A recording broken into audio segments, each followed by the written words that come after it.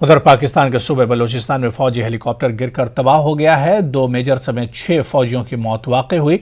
इत्तला के मुताबिक बलूचिस्तान के इलाके हरनाई के करीब हेलीकॉप्टर मिशन के दौरान गिरकर तबाह हो गया। ताहाल हादसे की वजह मालूम नहीं हो सकी। पाकिस्तानी आज़म शहबाज शरीफ ने हेलीकॉप्टर हादसे पर गहरे दुख का इजहार करते हुए महलूकीन के लवाहिकीन से ताज़ियत का इजहार किया है। वाज़ेह कि इससे कबल अगस्त में बलूचिस्तान में फौजी हेलीकॉप्टर गिरकर तबाह हुआ था, जिसका मलबा कई घंटे जारी रहने वाले सर्च ऑपरेशन के बाद जिला लसबीला से मिला था। जनूबी कोरिया के शहर डाइजोन में एक शॉपिंग मॉल में भयानक आतिशबाजी का वाकया पेश आया। हादसे में कम से कम 7 अफराद हलाक हो गए। 7 मंजिला कमर्शियल इमारत की दूसरी मंजिल में आग को बुझाने के लिए दर्जनों फायर ब्रिगेड टीमें मुतहरिक हो गईं।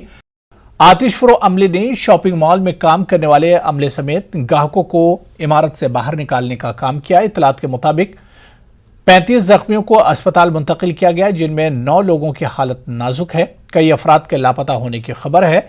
आईनी शाहिदीन के मुताबिक अंदाजा लगाया जा रहा है कि सेलर में इलेक्ट्रिक व्हीकल को चार्ज किया जा रहा था, जिसके नतीजे में यह हादसा पेश आया। हुकाम आग लगने की वजह की जांच कर रहे हैं।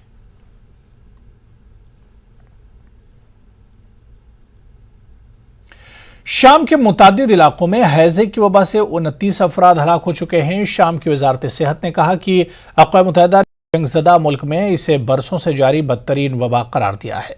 वजारत ने मजीद कहा कि तशख़ीसी जांच में 338 केसेस की तस्दीक हुई है, जिनमें ज़्यादातर अमवात का ताल्लुक शुमाली सूबे हलब से है। सिर्फ हलब में 230 केसेस हैं, जहां 25 अफराद की हलाकत की तस्दीक हुई है। बाकी का ताल्लुक मुल्क के दीगर इलाकों से है।